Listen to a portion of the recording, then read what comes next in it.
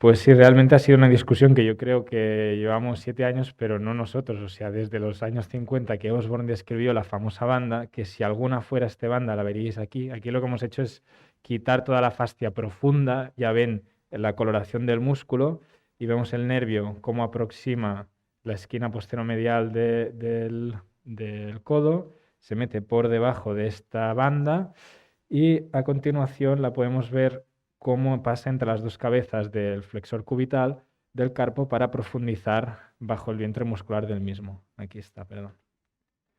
Pues esto que parece tan simple, llevamos desde los años 50 y yo creo que de momento nadie lo ha acabado de elucidar. Y sí se diagnostican atrapamientos y inestabilidades a este nivel, pero la verdad es que ni tan siquiera hay un consenso en el tratamiento que se debe realizar. Con lo cual, cuando hay tantas dudas y tantas publicaciones desde tanto tiempo, es que algo nos estamos perdiendo. Entonces, pues siempre es un tema interesante. Insisto, en cuanto a generalidades, el síndrome del túnel cubital, los atrapamientos a nivel de la esquina posteromedial del codo, parece algo, pues no, es el segundo más frecuente de la extremidad superior, pues se atrapa, las alteraciones de la sensibilidad, donde en el túnel cubital, visto así, parece algo muy simple. Pero si nos quedamos solo con esto, veremos que nos perderemos la mayoría de información y que muchas veces pues también los tratamientos van a ser un poco en base a poca evidencia. Desde el punto de vista de etiologías, pues desde alteraciones a nivel del surco epitrócleo-craneano, anomalías óseas secundarias a traumatismos o a procesos degenerativos, lesiones ocupantes de espacio, músculos, gangliones y inestabilidades, ¿no? Siempre dentro de que este concepto de atrapamiento podemos tener múltiples etiologías. Insisto, si nos quedamos solo con esto, estamos solo viendo la punta del iceberg. ¿Cómo podemos realmente saber si lo que estamos viendo es o no la causa de compresión, es o no la causa de inestabilidad? Pues volviendo a los básicos, realizando una técnica de estudio del nervio periférico muy pulcra. Acordaros de utilizar las frecuencias pues, más altas posibles, sobre todo en el nervio cubital, que vamos a estar prácticamente siempre en un plano entre 1 y 2 centímetros de profundidad. Utilizar siempre referencias anatómicas, porque es muy fácil, por ejemplo, en el brazo, equivocarte, irte un poco anterior y resulta que estás valorando el mediano. Valorar siempre inicialmente con cortes axiales, porque son los que inicialmente te van a dar una referencia anatómica y ver realmente si tienes en algún punto alteraciones ecográficas del propio nervio.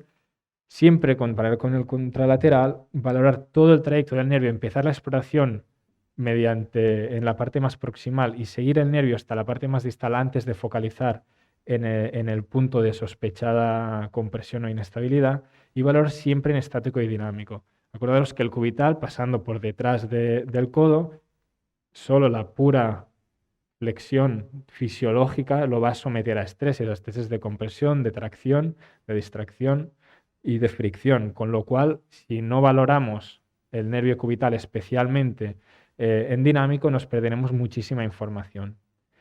Todo esto, ¿cómo lo podemos resumir? En la técnica del ascensor que ya viene tanto tiempo predicando el profesor Martinoli.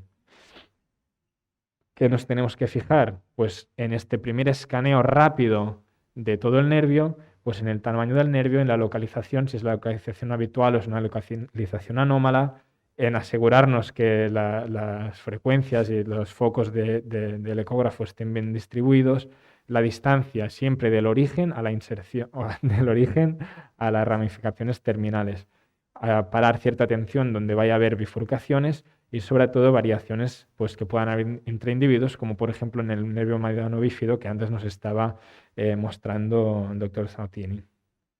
¿Vale? Entonces, si somos muy pulcros, podremos empezar a sistematizar y a entender mejor este nervio. Vamos por partes. Empezaremos en el brazo, porque un síndrome del túnel cubital en el codo puede a veces venir por ciertos elementos compresivos un poco más proximales. Como bien saben, desde su origen como rama terminal del plexo braquial, el nervio cubital inicialmente se distribuye en la parte anterior del brazo. Y en un momento dado podemos ver aquí cómo el nervio cubital cruza a la parte posterior, cruza al compartimento posterior del brazo y se sitúa posteriormente al septo intermuscular hasta que llega a la esquina posteromedial del codo, justo detrás del epicóndilo medial. Mencionar en este nivel, y luego para entender mejor las ecografías, que este septo intermuscular, como ven, no es un elemento estructurado, claro, fibras en una única dirección, sino que es un elemento efectivamente fibroso, pero con fibras en múltiples direcciones que además irán oscilando en función de una activación mayor de los músculos anteriores o posteriores y por lo tanto, de algún modo, modificando probablemente también la posición del nervio cubital. Como decíamos, el nervio cubital en el brazo va a cruzar al compartimento posterior cruzando este tabique intermuscular. Y si bien me extraña la nomenclatura, alguien dijo en su día que el punto donde cruzaba la banda, digamos, que le hacía el ojal para que pudiera pasar, lo denominaron ligamento braquial interno, que ya me diréis vosotros si eso es un ligamento, porque no hay ni articulación ahí. Pero bueno, esa es la nomenclatura. No se pudo traer imágenes a ese nivel porque tuvimos un desajuste con los vídeos, pero lo que sí mencionar, a este nivel aún tenemos la fascia profunda, septo intermuscular. Podemos ver en la ecografía como el septo no lo vemos bien, pues hemos visto que no es una estructura estrictamente organizada, sino que son fibras de colágeno denso, pero en varias direcciones, y además es una estructura que es oblicua. En este caso el tríceps está abultando contra el compartimento interior, con lo cual el septo aquí a este nivel no lo vemos muy bien. Pero lo que sí vemos muy bien es el nervio cubital, la cabeza medial del tríceps, y por encima la fascia profunda, que aquí pueden ver esta capa translúcida con fibras de colágeno circulares. Esta capa, cuando vamos en un corte más distal, ya llegando al epicóndilo, vemos cómo converge sobre el cóndilo, justo antes del epicóndilo, y encierra en un canal fibromuscular al nervio cubital.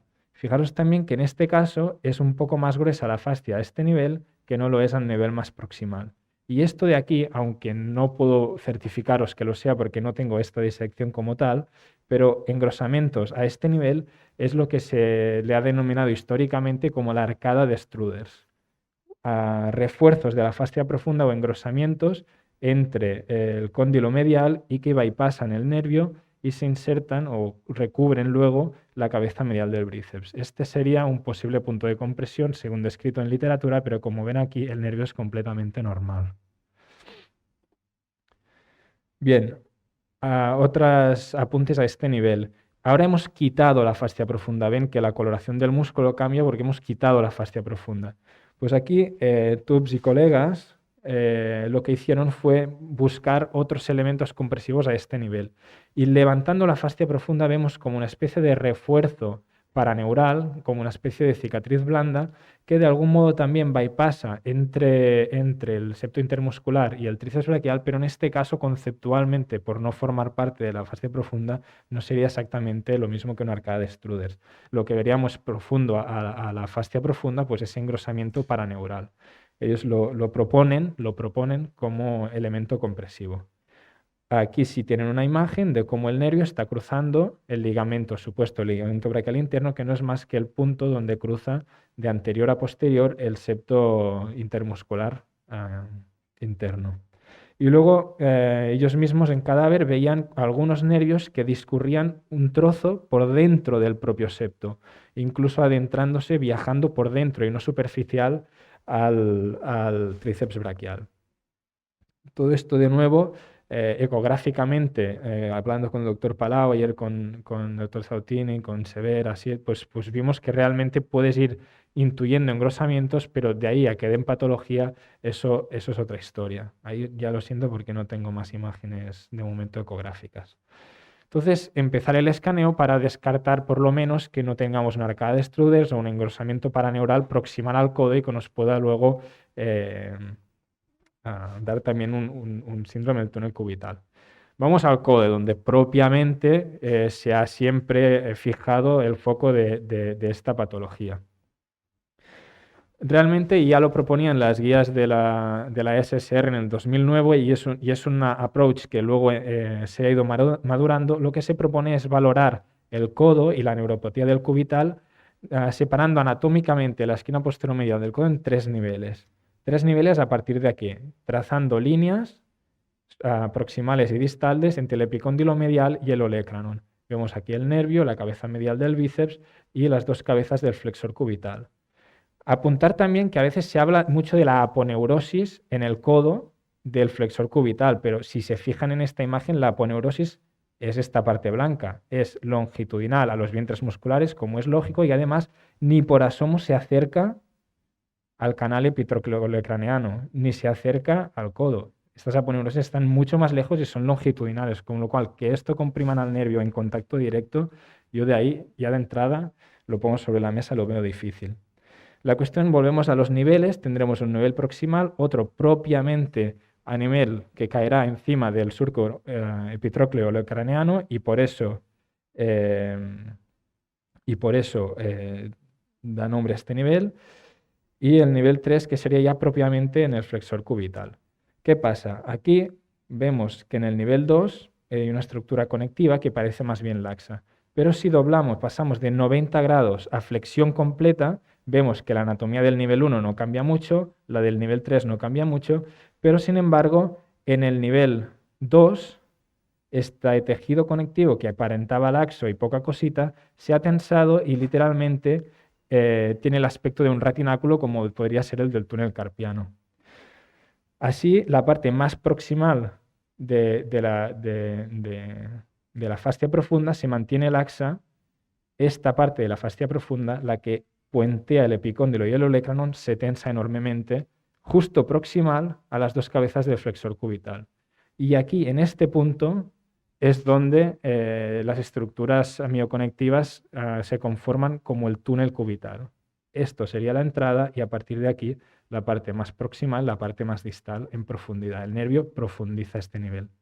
¿Cómo se llama esta banda tensa? Pues bueno, si os fijáis en la literatura, esto es una revisión que hicieron los Esteco, ligamento epitrócleo-craneano, banda fibrosa, Osborn ligament, Cunelton arco ligament. O sea, esto tiene más nombres que cualquier otra estructura anatómica. Con lo cual, y de cara a sistematizar la banda que inicialmente describió Osborn, lo que parece que el consenso tiende es a llamarlo retináculo del túnel cubital porque es una banda fibrosa que puentea dos superficies óseas y es que estabiliza un elemento subyacente, en este caso un nervio. Entonces, a partir de ahora, a esta banda de Osborn o arco al ligamento, como vosotros habitualmente la llaméis, por sistemática la voy a llamar retináculo del túnel cubital. Bien, dados estos apuntes y vista la importancia de tensar los elementos de la esquina posteromedial del codo durante la exploración, vamos a ir nivel por nivel viendo qué tipo de elementos compresivos o de inestabilidad podemos ver en cada nivel. En el nivel 1, puntualizar que lo que vamos a buscar con la ecografía es esta imagen, cabeza medial del bíceps con su aponeurosis, del tríceps, perdón, con su aponeurosis, el nervio cubital, la fascia que lo encierra y la parte más proximal del cóndilo. Vemos esta imagen histológica en la que si ampliamos, fijaros que en este caso concreto, lo que contiene el nervio, lo que evita que el nervio no salte por aquí o salte por aquí encima, es una estructura extremadamente fina y además infiltrada con grasa. ¿Qué pasa? Si realmente esta fascia es tan laxa, puede suceder lo que pasa en este caso cadavérico. Y es que si pasamos de 90 grados, como muchas veces exploramos el codo, a flexión completa, fíjense como el nervio cubital que estaba posterior al epicóndilo, ¡pum!, ha saltado todo el epicóndilo. No parece que haya otros elementos de tensión, con lo cual, en este caso, esta inestabilidad vendrá dada por una laxitud de la fascia profunda que además ya vemos que está infiltrada con grasa y que es una fascia profunda en el nivel 1 muy, muy débil. Lo que también nos tenemos que fijar es que la banda, el túnel cubital, que parecía que no había, ¡pum!, al flexionar se ha tensado, con lo cual el nervio, después de esta inestabilidad, vuelve a su posición habitual en profundidad a nivel del túnel cubital y del flexor cubital del carpo. Como decíamos, primera posible causa de inestabilidad, una laxitud de la fascia profunda o de los elementos conectivos. Veamos que a 90 grados nada, pero la flexión máxima vuelve, infiltración grasa, una fascia profunda a nivel 1 muy laxa y en extensión vuelve a su posición habitual. Veamos cómo en este caso pasa lo mismo en la ecografía, nos tenemos que situar la imagen esta de epicóndilo, nervio, cabeza medial del tríceps, este es el corte que vamos a buscar y realizar la flexoextensión. Bien, este nervio aparentemente no tiene patología. El caso no sé si el paciente era asintomático o no, pero la cuestión es que esto mismo, esta inestabilidad es asintomática o sea, la tienen y es asintomática entre el 16 y el 30% de la población en estudios pues, que se han hecho en pacientes asintomáticos. Con lo cual, esta inestabilidad no es sinónimo de patología, es simplemente una inestabilidad. ¿Que puede dar patología? Pues bueno, veamos este caso donde también hay una inestabilidad, el nervio ya sí está engrosado, hipoicoico, ha perdido el patrón y demás. Tendríamos que preguntar al paciente si tiene clínica o ha tenido, porque podría aún así, hay casos que incluso te sorprende la inestabilidad o normal que puedes ver sin una clínica previa. Estamos hablando de imagen ecográfica.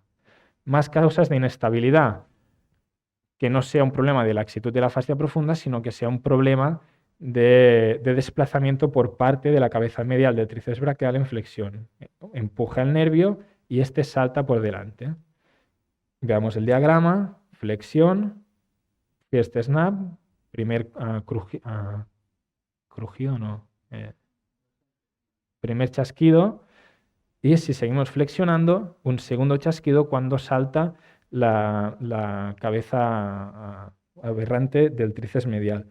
Sí que es verdad que en este sentido pueden haber tríceps accesorios, hay varias variantes anatómicas y que normalmente el segundo chasquido, por lo que me contaba la doctora Martínez, suele darse cuando hay una aponeurosis muy potente de la cabeza medial o alguna aponeurosis accesoria. Si no, puede ser que se luxen ambos, pero que solo oyáis un chasquido. Veamos un vídeo, el nervio, tríceps, corte en el nivel 1, salta el nervio, perdón, ya ha saltado el nervio. Perdonad. Nervio, tríceps, salta el nervio, que lo empuja, el tríceps, saltando luego la aponeurosis. Clec, y cómo vuelven, clec. Y el corte es este, nivel 1, epicóndilo, fascia profunda, tríceps, nervio. ¿Qué más?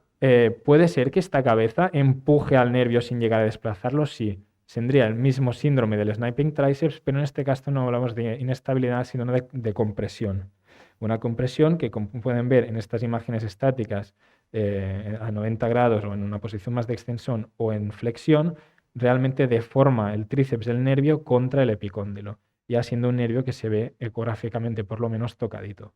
¿Cómo se ve esto en dinámico? Flexión y parece que se va a luxar, pero ¡plup! No, se mantiene en su posición y además se deforma a modo de aplanamiento. Entonces, aquí podríamos oír un chasquido, pues imagino que se podría, pero no sería un único chasquido por el nervio, sino un chasquido por el tríceps.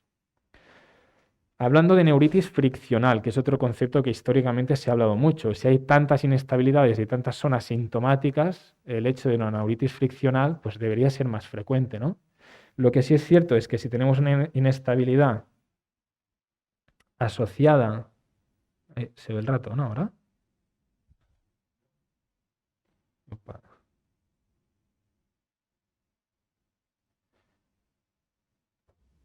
Espera, perdona.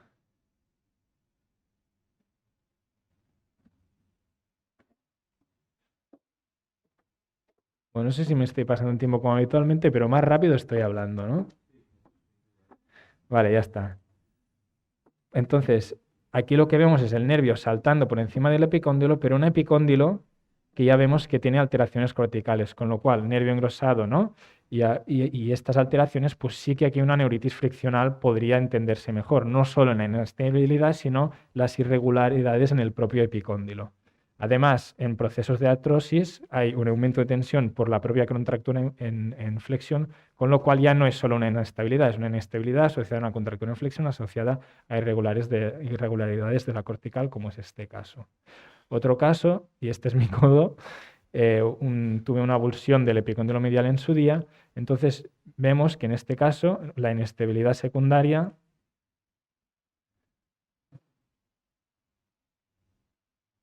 el nervio, y cuando vamos flexionando no solo parcialmente se comprime, sino que salta por encima del fragmento avulsionado del epicóndilo. Entonces, además es un nervio que tengo clínica ocasional, no es, pero sobre todo en días que estoy trabajando más de edad, Bueno, la cuestión es que no es solo la inestabilidad, sino asociada otra vez a una alteración del epicóndilo. Con lo cual, en este caso, una irritación neural podría llegar a comprenderse, porque no es que se vea una gran compresión, sino realmente una inestabilidad asociada a un rezo contra una superficie anormalmente irregular. Vale, nivel 1. Hemos visto algunas compresiones, hemos visto inestabilidades y hemos visto un poco hablado sobre el concepto de neuritis friccional. Vamos a la zona 2. Esta es mi favorita.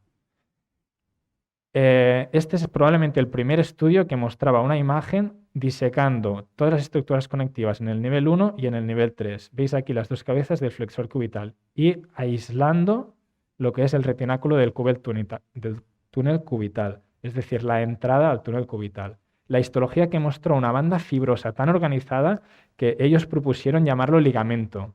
Pero un ligamento no es solo una banda fibrosa. Bandas fibrosas hay muchas en el cuerpo y según la distribución anatómica se las llama ligamentos, se les llama retináculos, poleas, etc.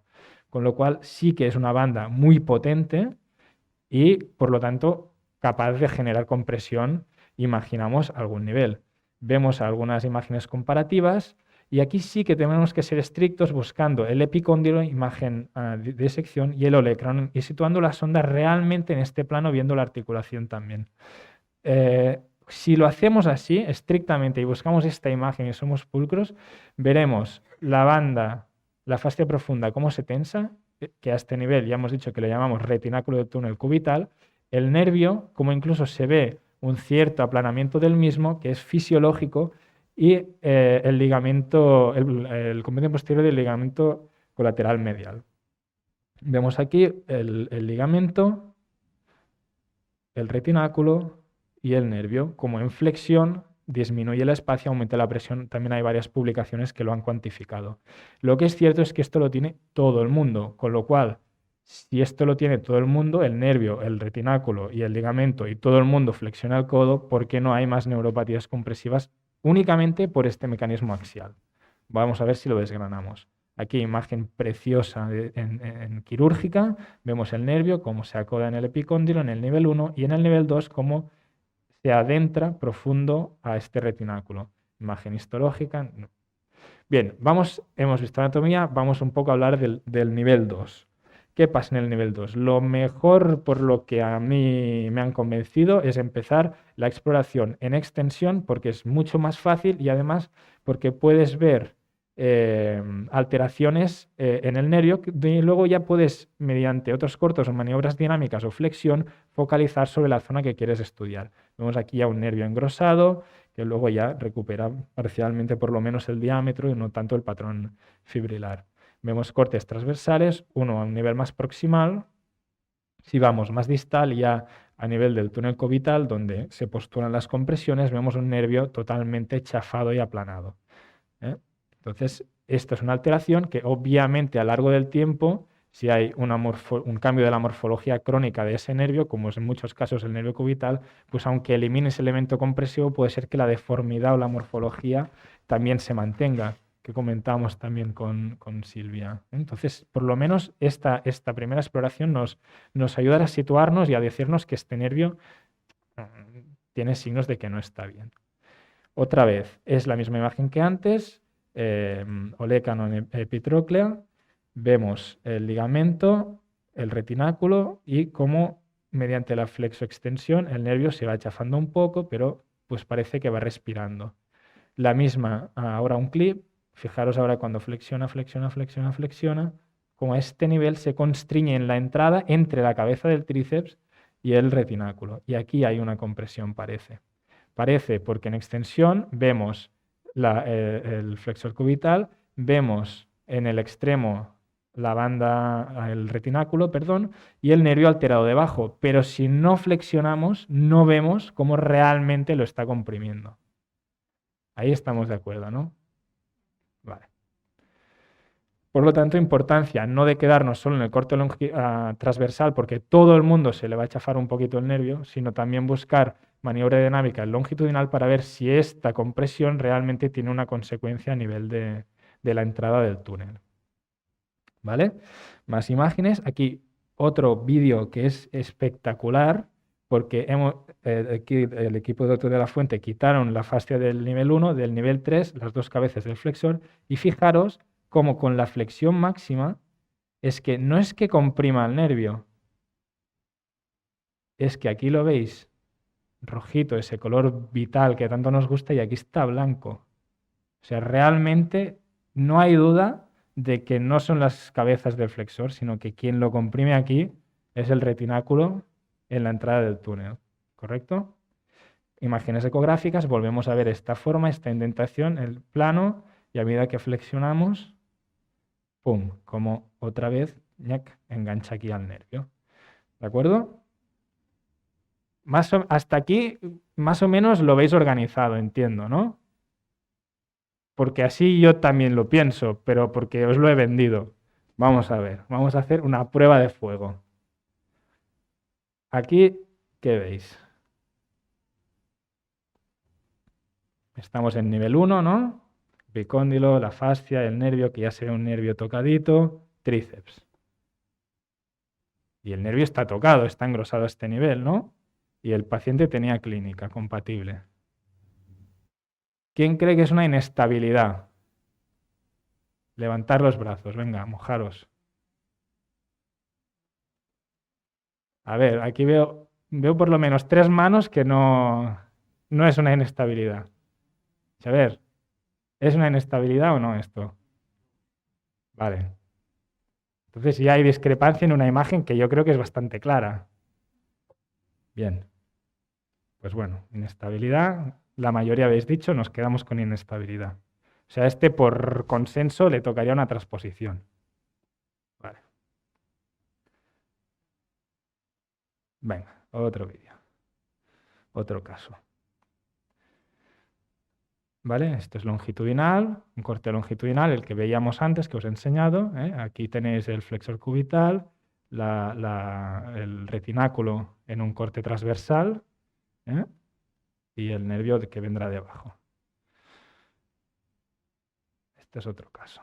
Veis que aquí el patrón es fascicular, pero aquí, fijaros, justo cuando entra en el túnel, ¿no? Aquí ahora se ve bastante bien el flexor cubital, cómo acaba, y el corte transversal del retináculo con la compresión en flexión máxima, insisto, de este.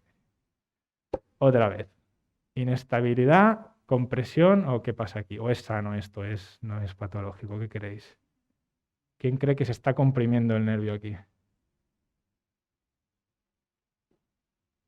¿Quién cree que no es nada esto? ¿O quién cree que es una inestabilidad? Nadie cree que es una inestabilidad. Está comprimiendo, está bastante claro, pero antes estaba luxando y dudabais de que esto fuera la causa, la inestabilidad fuera la causa de la alteración. ¿Qué pasa? No has levantado la mano. Bueno, ahí me quedo. Vamos a ver este clip.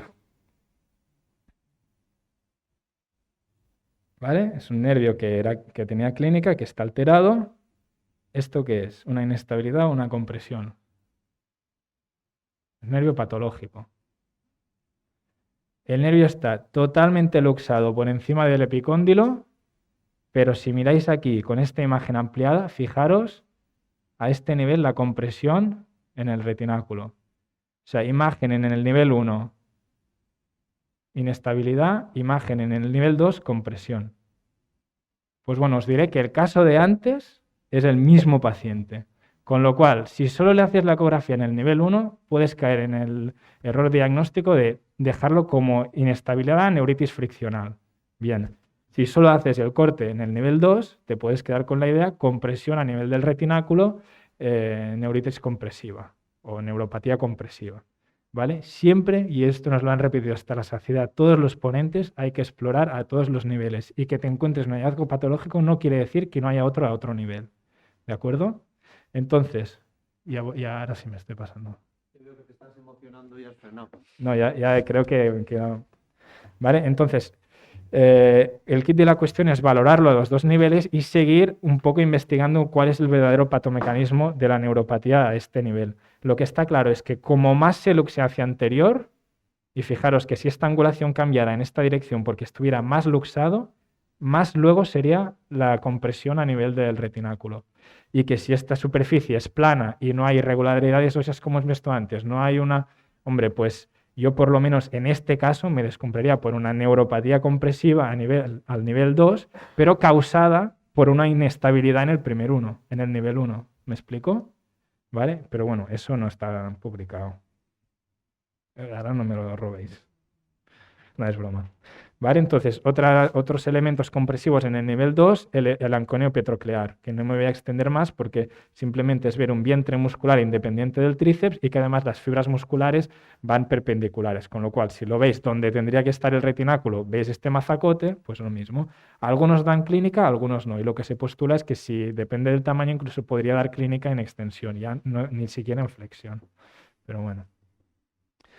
Y yo creo que a nivel del antebrazo simplemente sí que se habla de la oponeurosis flexoponadora, etcétera, pero fijaros que otra vez, abriendo el libro el flexor cubital, lo que vemos es que el nervio pasa, esto es el flexor cubital ya en el antebrazo, abierto por la mitad tal cual. Lo que vemos es que en profundidad y a unos 3-4 centímetros del epicóndilo empiezan otra vez a ver estos engrosamientos paraneurales que, si os acordáis, hemos visto ya proximal al codo.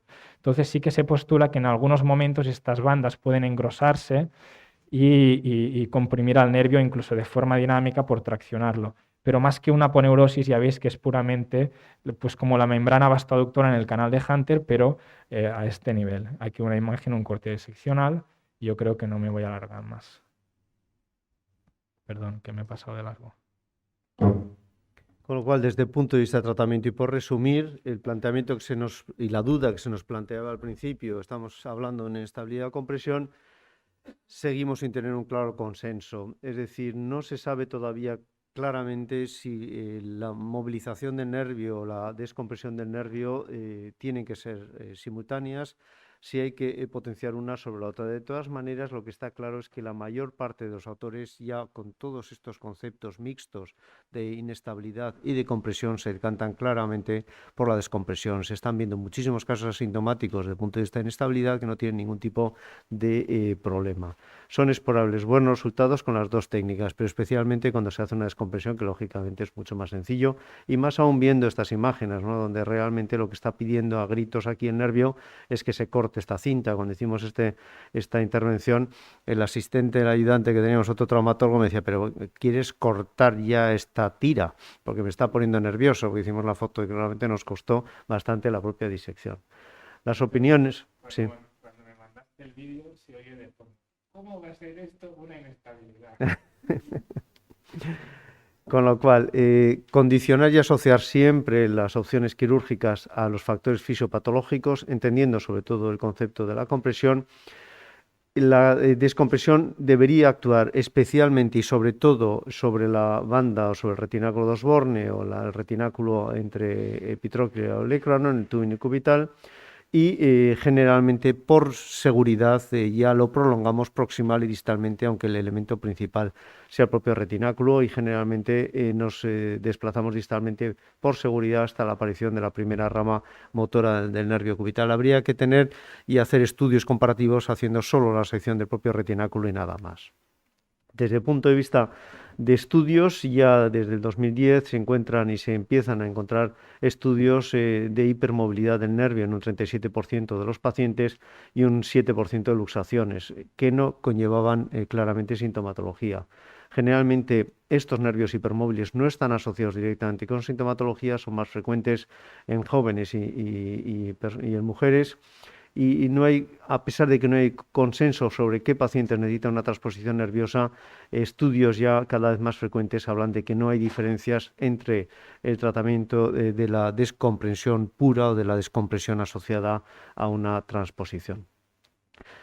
Generalmente se tiende cada vez más a que en procesos donde hay compresiones secundarias o contracturas en flexión se tienda a hacer la transposición en estos casos, como artritis o contracturas en flexión o cirugías previas, y también se ve que en casos donde se secciona el retináculo y el nervio se inestabiliza desde el punto de vista dinámico en la propia intervención, pues ya se mueve ya realmente y se deja esa alteración desde el punto de vista iatrogénico, en el sentido de que se transpone el nervio en su totalidad.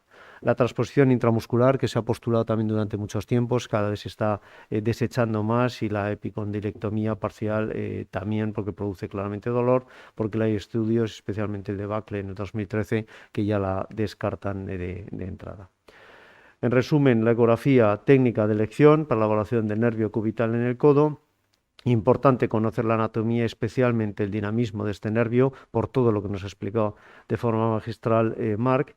La sensibilidad aislada de la ecografía aumenta mucho si además se combina con estudios electrofisiológicos, llegando a cifras realmente altas desde el punto de vista diagnóstico. Muy importante el conocimiento de la técnica de exploración, que no es sencilla, por otro lado hay que decirlo, y especialmente explorando todo el nervio. Estudio dinámico absolutamente imprescindible, porque la compresión se produce prácticamente siempre en flexión, aumentando el área del corte transversal, y porque puede detectar además inestabilidades asociadas principalmente musculares.